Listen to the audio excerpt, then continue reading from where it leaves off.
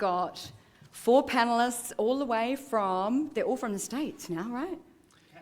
Canada. Are you from Canada? How did I not know that? Okay, are we starting?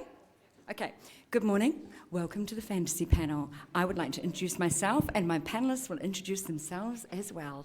So I'm Eileen Mueller. I write young adult, Dragon Rider fantasy, surprisingly.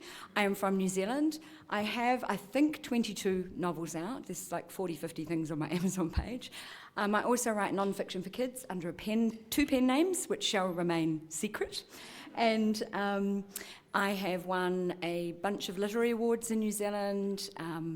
I'm a 6-figure author, and I'm a part of this wonderful, vibrant 20Books community and fantasy community.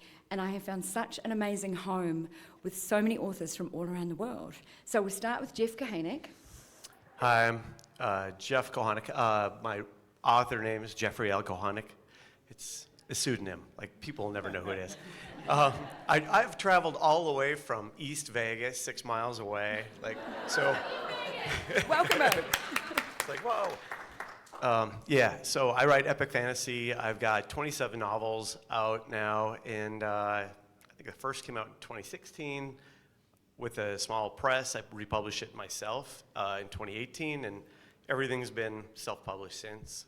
And I left my day job in January of 2020, and I write full-time, and I earn just a fine living doing it. So, living the dream. Michael Webb, I'm from Atlanta, Georgia. I write epic fantasy, young adult. I started writing a couple years ago. 2021, my debut book, The Last Shadow Knight, came out. I wrote it on a whim thought it'd be fun to write stories. I wanted to sell 500 copies. I'm almost up to 40,000 on that one now. Then I have 7 total books out now. I have my Treasure Hunter fantasy series, Fortress of the Lost Amulet, and I am in love with writing and intend to do a lot more. Hi, I'm Todd.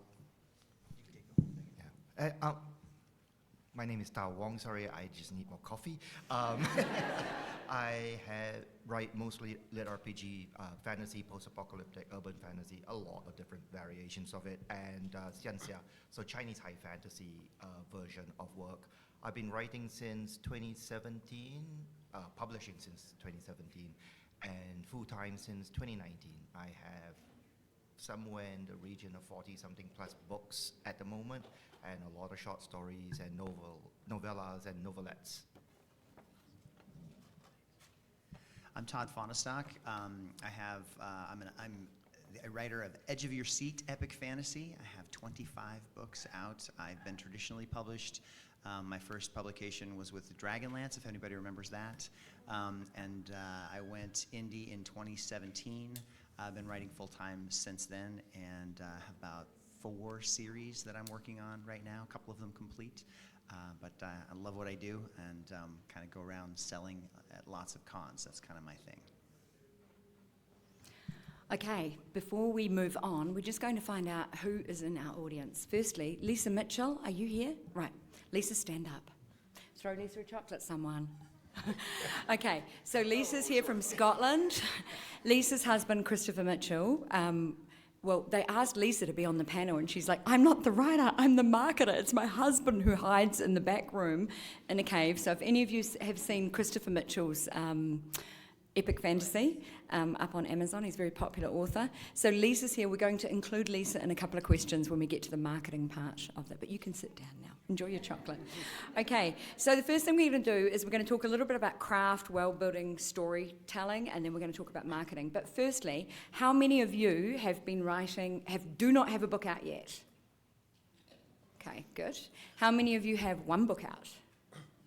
Okay, up to 5? Okay, up to 10? Okay, up to 20? Okay, hands down. Over 20? Okay, come join the panel. Okay, plotter, pantser, somewhere in between. How do you guys plan your books? Todd, we'll start at your end. So I'm a dyed-in-the-wool pantser. However, I do believe in being diverse, so I've done a lot of studying on structure, Save the Cat, A Hero of a Thousand Faces, that kind of thing, because I believe that having more tools in your toolbox is always a good thing. But yes, when I get scared, I go back to the pantsing. I'm what Now they we need call to. How often does he get scared? Right. Go tell. every day.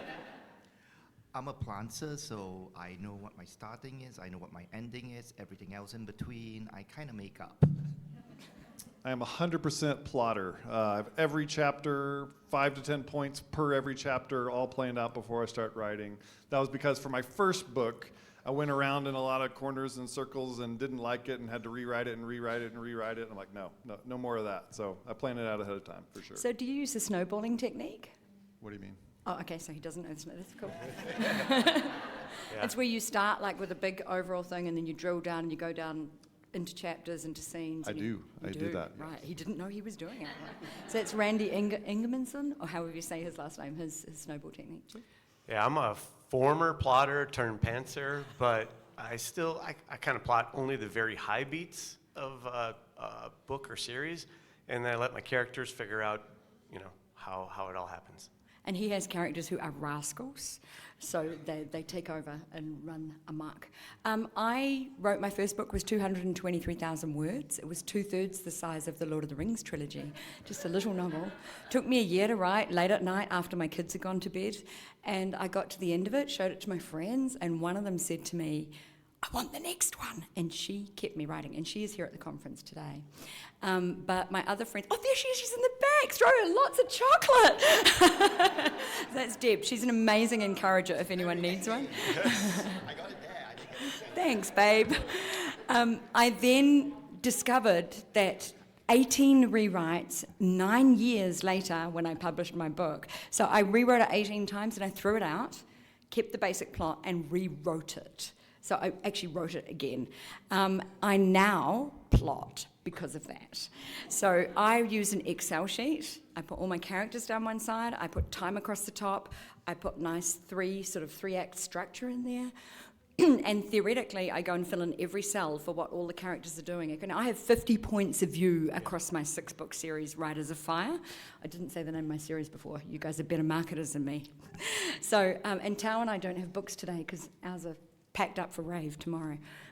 Mine arrive in the morning. So as you can tell, there's no one way. There's Just no one way. Figure out Yeah. what works for you. Yeah. So I use Excel. I plot the first third, and I sort of do what Tao does. I know what the end is, and then I pants the middle, which is loads of fun. So I've figured out how to do both. Okay, next question. What are your major strengths as a writer? Okay, who are we starting with? Michael? Tao? Sure. Major strengths. I think I don't feel I'm a good writer. My writing style is basic. I think what I do well, what I give good feedback on from my readers is the story. I like twists and turns. I like interesting character developments. I'm not opposed to cliffhangers. Some people like them, some people don't, but it keeps them reading my series, so that's great. So that's what I feel very passionate about, is creating these moments of excitement that you read it and your jaw drops. You're like, whoa, that was awesome. Because I love that when I read other books, and that's why I love books. So I try, when I plot around these big moments. I'm like, okay, that's going to be awesome. That's going to be awesome. And then I weave the rest of it around those moments to make sure I hit them just right. Who's next? Jeff? I'll go. It's quick. Yeah, for me, characters are number one for any fiction I read. So they're number one for me as a writer. So characters would be number one, and then I like dialogue. I like reading dialogue. I like writing dialogue, and especially banter between characters. So those are kind of like my main Yeah, strengths. you're good at banter. Yeah. Tao and Todd? I'd probably say fight scenes and world building to some extent. I drag a lot of realism, I guess, into either my fight scenes. I've done a lot of martial arts, so I play a lot with that in there. Or just, my Chinese fantasy series has a lot of cultural elements that I dump footnotes into in my book and things like that. Is that ding for me? It's like, okay, we're moving on. Well, I guess I'll just kind of pull from what some readers have said. I'm not sure what my strengths are. Usually I get to the end of the book and I'm like, this sucks. And then like people really enjoy it. So I consider myself to be a character writer. Like the characters are really important to me. I want all of them, like even the side characters, to have an arc. Like they're starting somewhere and they're going somewhere. But I've been hearing a lot lately that my plots are fairly convoluted. In fact, one of my readers coined the term Fahnestockers, like you're kind of cruising along and then all of a sudden there's a twist and like it turns completely dark or it turns completely the other way. But one of the things that I hear over and over and over again is that when the action comes, Fahnestock brings it. Like there's a lot of really fast-paced action scenes in my stories. And like Tao here, I have a history in martial arts, and there's just so many things to draw from that you can put into a story when you know how to put somebody down if you need to. And I write for the emotion and the adrenaline. So my books are an emotional roller coaster and with stacks of adrenaline in them. Yeah. Okay, weaknesses as a writer. Do you want to start down your end, Todd, and we'll work our way back? Oh, sure. So action scenes are, no, I'm just kidding. I don't know. I think probably my weaknesses are transitions. So I like you were talking about, I've got these nodes that I really want to kind of center around, these emotional epochs, and then linking them together. Usually I get done with a rough draft and it's like a bunch of scraps that, I got to go get the thread and sew them all together and make sure that they fit. So I would say probably the transitions is one of the things that I leave until the very end. We are only allowed to speak for 60 seconds, so I'll keep this short. Otherwise, we'll be here the whole time. Okay, Tao's going to publish a memoir with his 1,001 weaknesses in it. Exactly. I would say probably characters, unlike many of the people on here. I do write very close POV, first person. And so sometimes my side characters aren't as developed as they could be. For me, I think it's descriptions. I don't think visually, and a lot of times when I'm reading books and I get to a heavily descriptive passage, I start skimming it or even skip past the paragraph. So I don't personally like it, so when I'm writing, like if I'm introducing a character, the absolute last thing I want to do is describe his clothing. And I'm like, oh, I just hate this. And so a lot of times I just skip it. But people like that. You need to have description in your books, at least to some degree. So my editors and beta readers are always coming back saying, tell me what he looks like. Tell me what the street is like. I'm like, oh, okay, yeah. Does he have eyes? So that's my biggest challenge is stopping myself to force to put more description in there than I otherwise would have put. And it's helpful because... So should we give Michael a bit of advice right as we go off? Please do. So whenever you describe a character, one of the things that I try not to do, if you find this in my books, email me, but it's not in there. I never describe, he had blue eyes, blonde hair, he was, like I describe everything in motion. So if you're describing the street, describe the clatter of the horse's hooves on the cobbles and how the narrow buildings are fencing you in. So whenever you do a description, don't have a static description. Put movement, put characters, put action into it. So, whoops, keep banging things. So that when you're doing your description, it doesn't become a description, it becomes part of the action. Does that make sense? Then you don't have exposition anymore. You have characters and you have readers moving through a scene, experiencing the big gnarly hand on their shoulder with the towering person with the cloak over them, whatever it is. So you're not actually ever stopping to describe something. Jeff? Yeah, I'd probably say in general maybe prose, because my prose is not very purple at all. It's more Brandon Sanderson-like than Patrick Rothfuss-like. Some people like it, some people don't, but I try now and then to polish it and make it a little more poetic, but I'm kind of more like a, Practical guy. Yeah, practical guy, and let's get to the point and get things done. Yeah. What I'm hearing is Jeff's weakness is he's too much like Brandon Sanderson.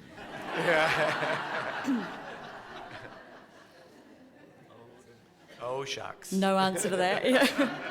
No pressure. Okay, we can skip my weakness since I'm the panelist. I don't have any. Oh, yeah, my dragon wings. They poke people. No.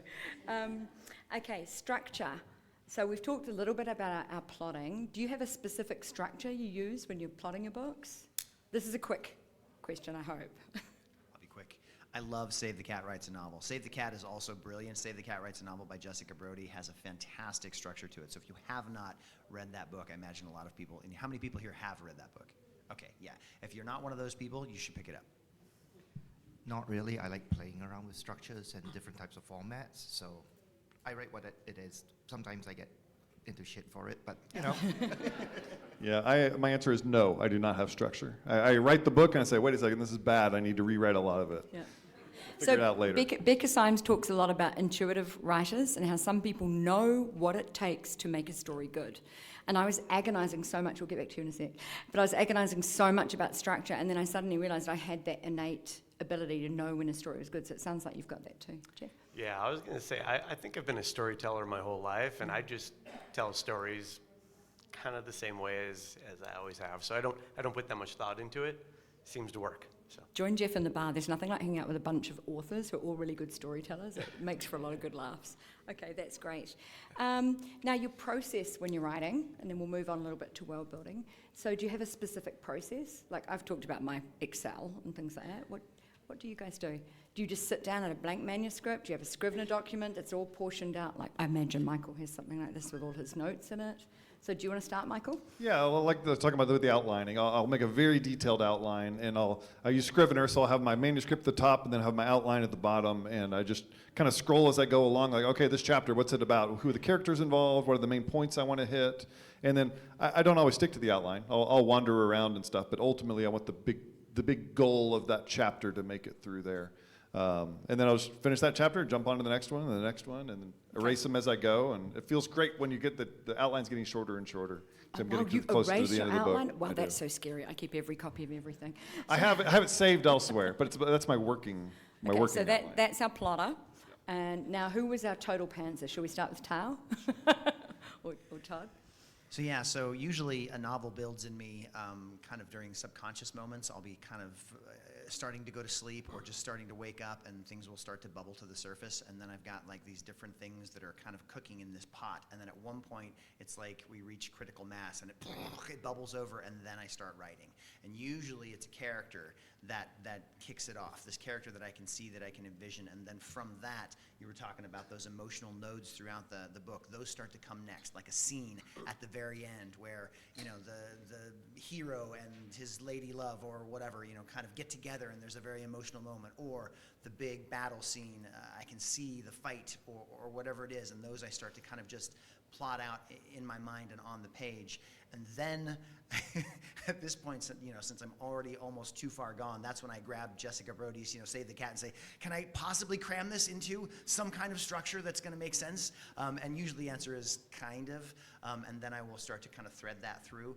Then I'll follow that for at least, you know, 20, 30 days before it completely goes off the rails and I start pantsing again. Remember I told you, I'm a dyed-in-the-wool pantser. I try to stick to the structure, and it is really helpful for me most of the time. But that's kind of how it starts together. And then, like I said, I end up with a bunch of tatters that I need to then weave together at the end.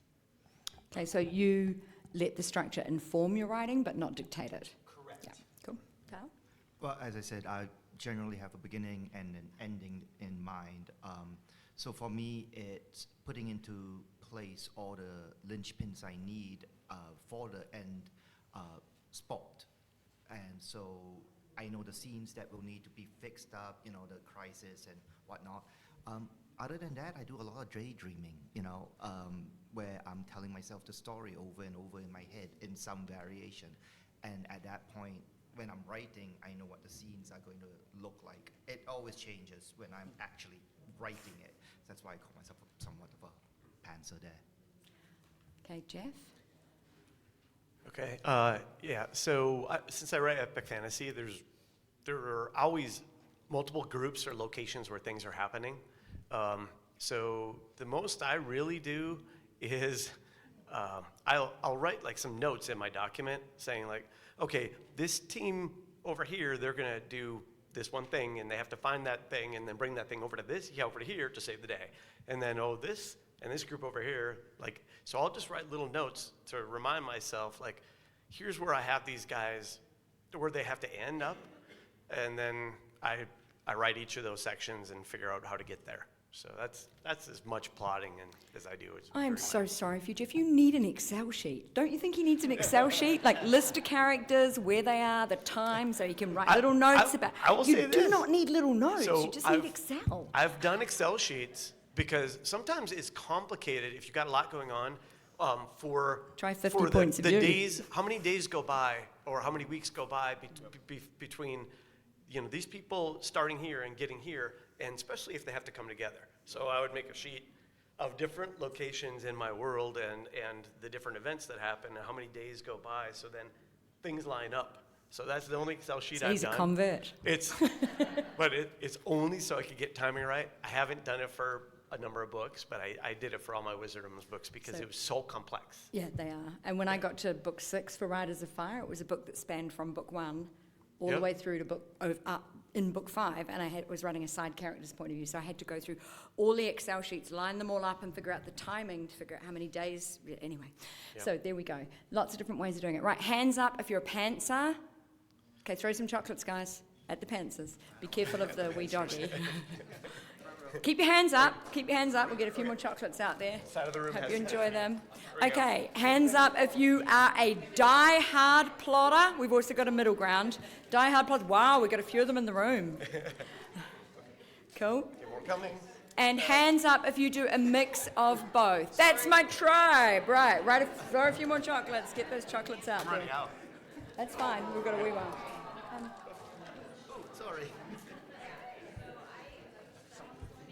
I notice a lot of people are starting to do this. Yeah, everyone's cringing. It's like, when is the emergency going to get called here for an injury? Got a chocolate in the eye. Okay, now my writing process, just really quickly, I use my Excel sheet, and now I'm sort of cheating because I don't use them that much anymore. I think I wrote my last book without one.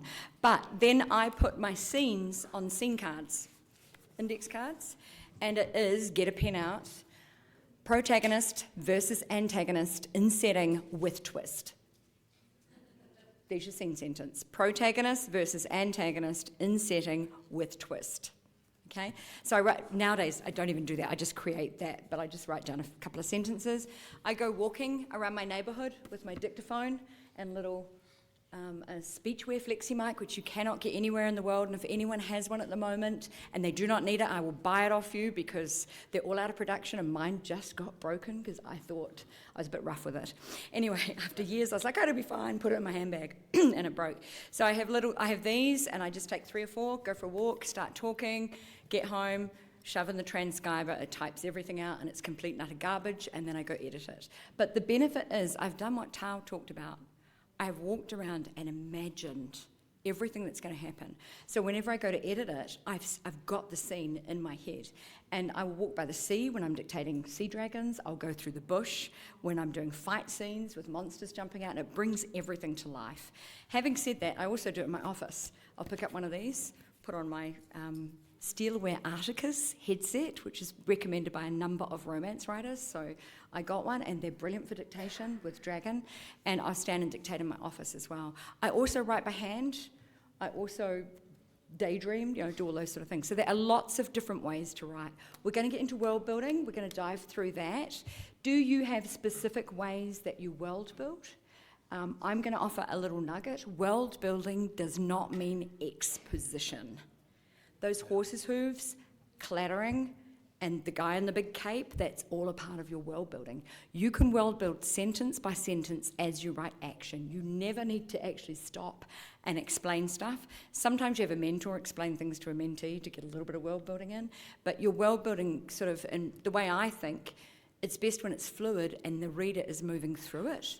So you don't need to panic when you think of world building. Like, I thought I had no world building, and I realized that all my swear words, like by the first egg and shards and, by the tail of a flaming angry dragonette, whatever I use, that's a part of my world building, right? That's how people talk. So your world building becomes an intrinsic part of your prose, right? Tips on world building and how you do it. Do you want to start with you, Jeff? I'll start, yeah. So as a longtime epic fantasy reader, I start with a map, honestly. I have to have some understanding of what the geography is and the different nations, and where you know, the mountains and the chasms and the rivers and the seas and all these things exist in order for my people to move through my world. So I think of history, cultures, different races, like if you use elves, dwarves, you know, humans, whatever. So it's like I kind of figure out all this stuff before I start writing my first chapter. So that way I feel like I've got some living, breathing depth to the, you know, story and what's happening around the story, I guess, the characters. So you literally build a world before you start. At least in my head, so I understand. Yeah, well, like and it helps to fill everything in. And then, like you said, I do not do large, you know, paragraphs of exposition. Like you know, you paint the world as the characters move through the world. So I know what's already there, and then the readers they kind of experience it as the characters do. So Neil Gaiman has a lovely quote. It's it's not literal, but he says, you know, do some brush strokes and let the readers fill in the rest. Yeah. Michael?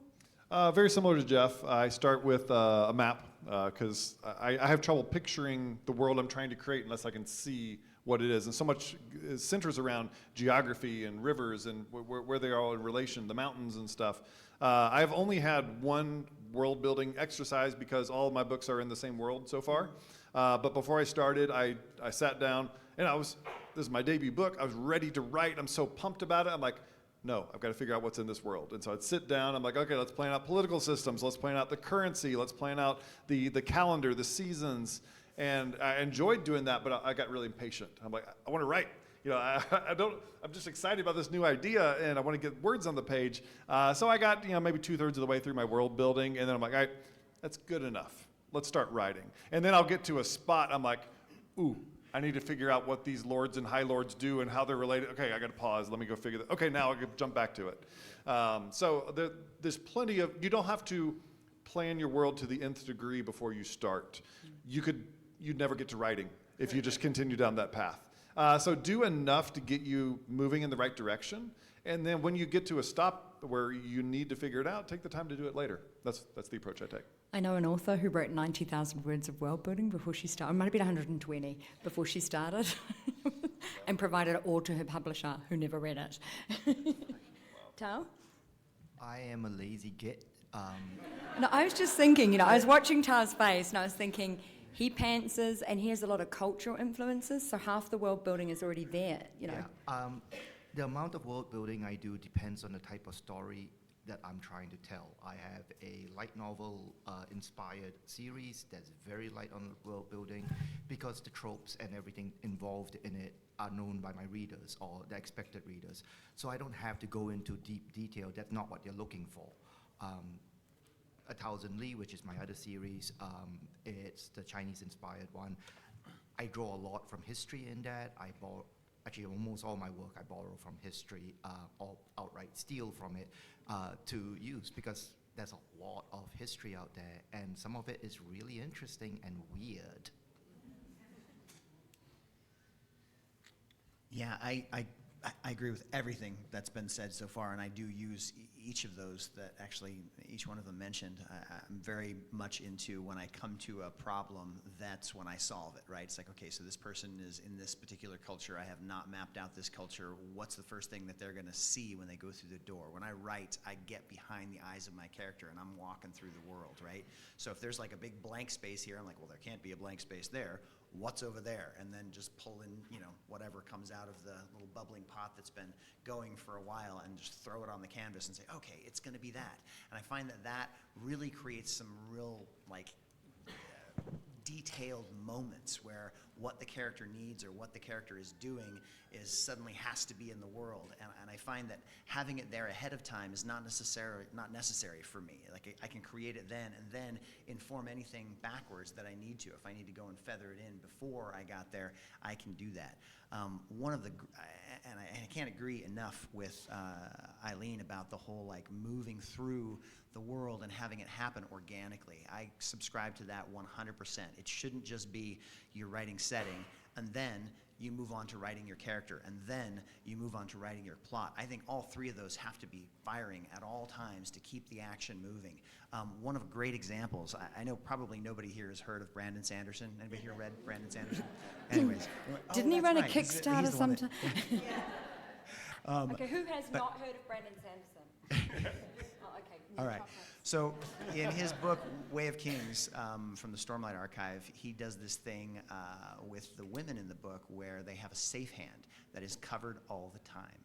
And he does not talk about it, why it's there. It's just like, you know, she had to do this with her safe hand to make sure that it didn't touch something or whatever. And I'm like, what the hell is a safe hand? Took me halfway through the book to realize, oh, they don't use that hand. There's some religious reason why they don't use that hand. I'm like, that's so cool. And immediately, as soon as I realized it, and it had been happening all this time, I was already indoctrinated. It was already part of the world building. And I thought that was just brilliant. So I love it when artists do that sort of thing where they've been building it in all along and they don't have to use the exposition to explain it to you. It's just there and you have to adapt because you're in a new world. You're in a foreign country, right? And that feels real to me. So I love that kind of thing.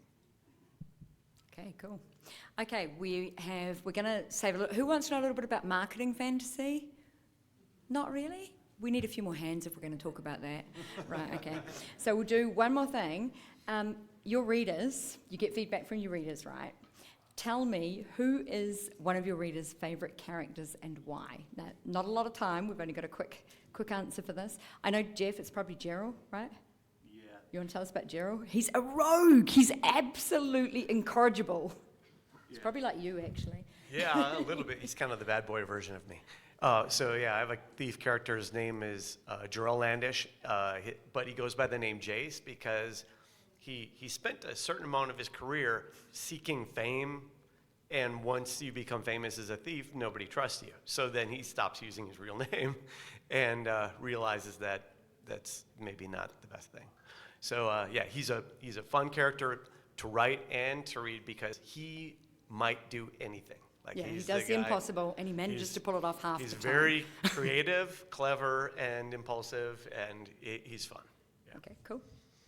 For me, one that comes to mind is a side character named Morgan. He's a shopkeeper, and he takes the main character Varen under his wing. He's working at his shop, but what people love about Morgan, he is infinitely positive. You know, he's living in this medieval city, and there's a lot of hard times, and he's got a lot of bad things thrown at him. But he is so genuine, so positive, such a great influence on Varen and his life, and encouraging to him. And I've had people threaten me with death if I kill Morgan in the series. And when he comes back, like in later books, they're like, "Yes, Morgan is back." But he's the side character. He's not huge, but it's how you portray them that people like. They like what they see in him. They like people to be like him. They And like so them to be failable as well. Yeah. So that's one for me. Mine's Tohei. He's a meat-loving ex-Buddhist monk, and that's all I need to say to get that. So mine would be Slater the Mage. So I have ADHD, and for anybody here who has ADHD or has a kid with ADHD, like I've spent my whole writing life trying to rein that in so that I can write characters that will relate to other people. And recently I gave myself the freedom to create this mage who was completely ADHD.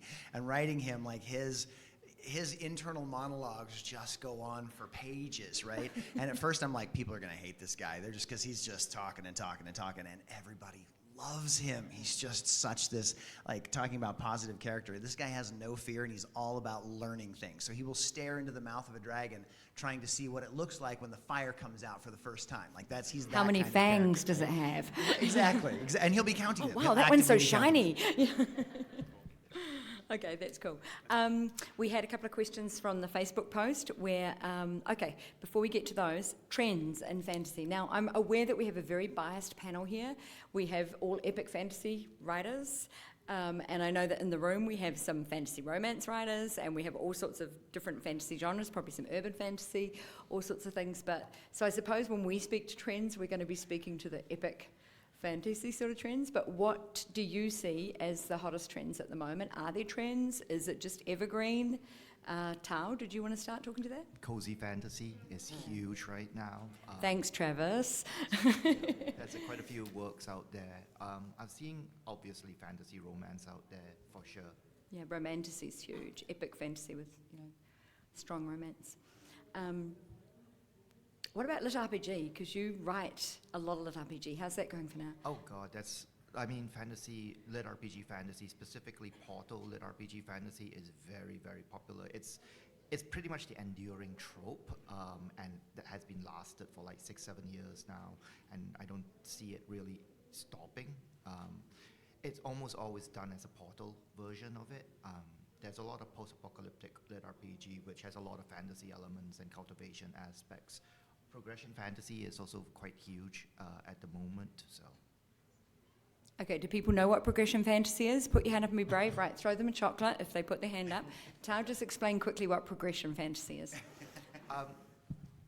Easiest way to explain it is, rather than being smart and creative as a method to solve your problems, the way that protagonist will always solve his problems is by getting stronger.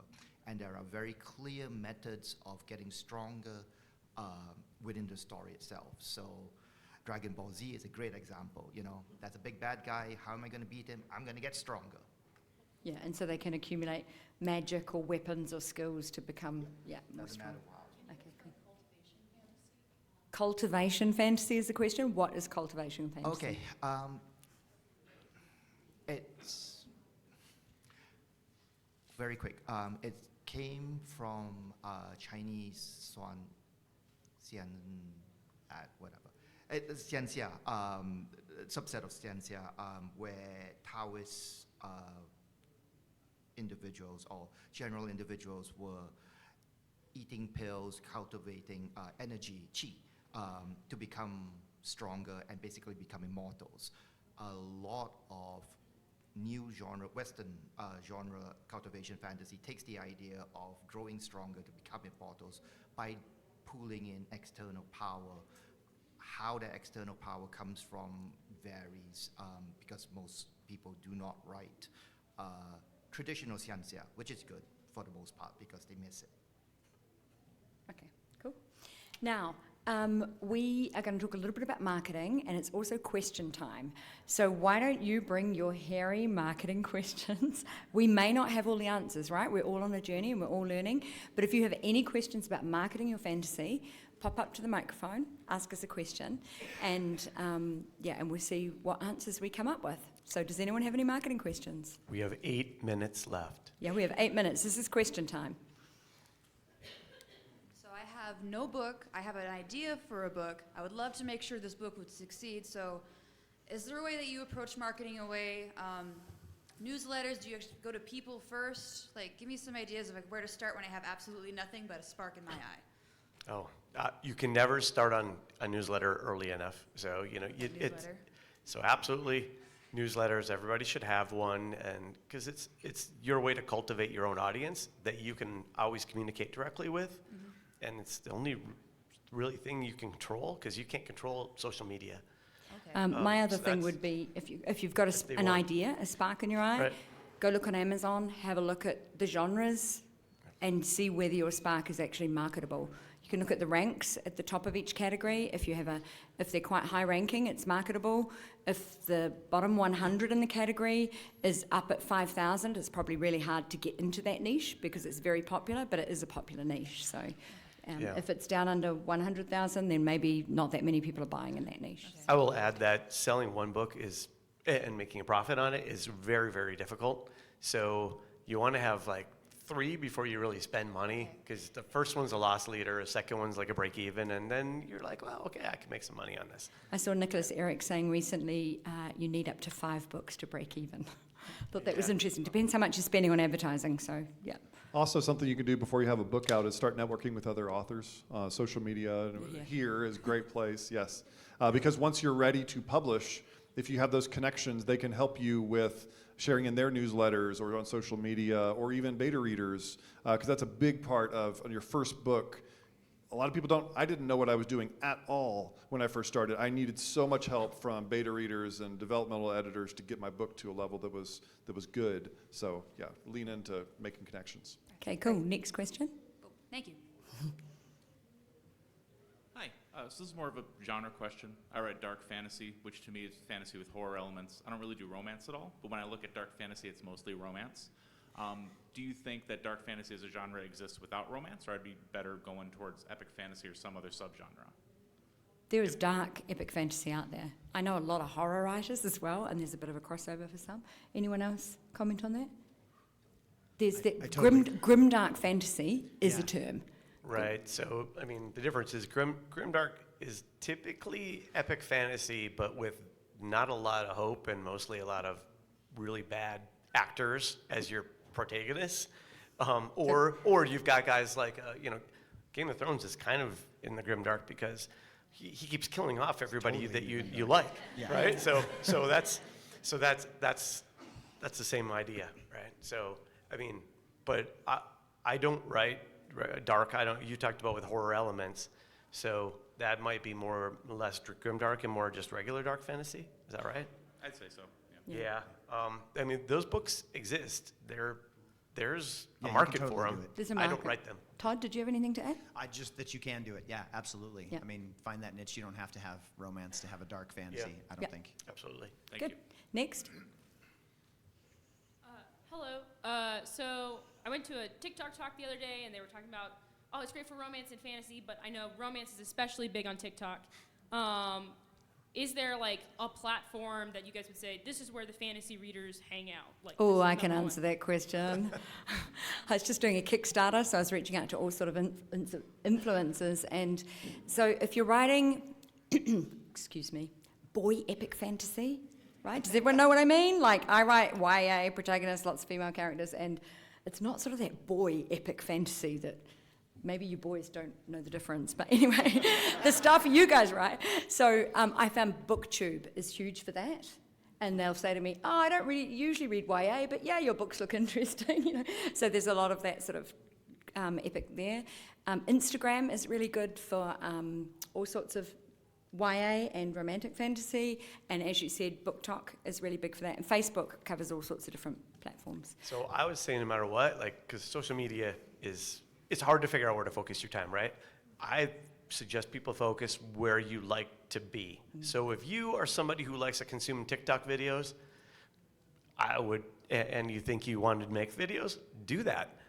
For me, Facebook is my comfort zone. I like to have relationships with readers and be able to chat with them, et cetera, and it's a nice place to do that. So just figure out what works for you and do that, and don't try to do 17 things, because it's hard. Don't be me. Yeah, social media is only effective if you spend a lot of time interacting there. So if it's not something you enjoy, not something you're comfortable with, you're not going to interact, and it's not going to be very helpful. And I know authors who have a newsletter list and no social media and are successful. Yeah. Look at Dan Holmberg. I mean, he does social media, but he's never on it. He's always writing and putting out more books, and he's he hugely also successful. has like 60 books out. So. Yeah, he also dictates 10,000 words a day. Okay. Next question. Okay, my question is less on marketing and more on what is marketable. With epic fantasy these days, what's the sweet spot in length in word count that you? Okay, before we answer that question, we're going to have everybody gets a really quick answer on this, right? And then everyone's going to share some of their favourite tropes in epic fantasy, okay? And that will wind up our session. So sweet spot for epic fantasy, length, tropes, that sort of thing? I'd say it's anything. I write 120 to 150. I know several authors writing in the 400,000 plus for the length, and they're wildly successful, but you can be successful under 100 even. I think it's about telling a good story. You can have an epic fantasy that's not epic in length. Yeah, mine range from 93 to 177,000. Tao, where do yours sit? About anywhere from 90 to 180,000 Yeah. is where I've written for epic fantasy, and that's done fine. Yeah, Todd? 90 to 140 Okay. is what I do. Jeff, Yeah, yours? basically same as Todd. Now I'll say this: if you have any intention of trying to go with the trad route with epic fantasy, and it's your first book, you can't make it too long. You probably need to stay under 100K. Yeah. But if you're self-publishing, any length will work. Now, if you're in KU, the longer books, they're gonna Earn you more money. they're gonna do better. So you have to figure out what works for you, the story that you're telling, and what business model you want to run.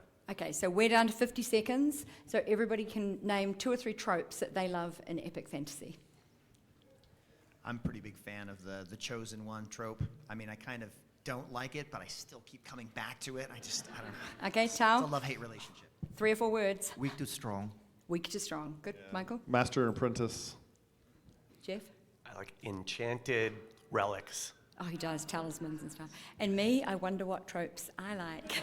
Chosen one, enemies to lovers, quests, and I love found family and big, huge casts. Hey, how come you got so many words? What's that? You got so many words. We I'm got 2 or 3. summarizing. What's going on? I have the power. Okay, everybody, give us a clap for our fantasy panelists.